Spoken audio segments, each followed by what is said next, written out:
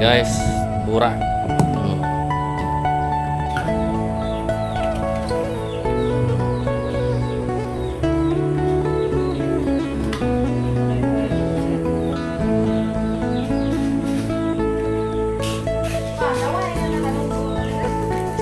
Tumbang kerja.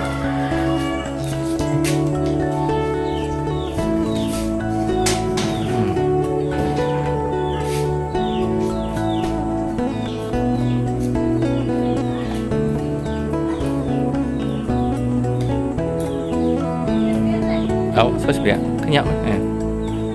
Oke, punya. Oke.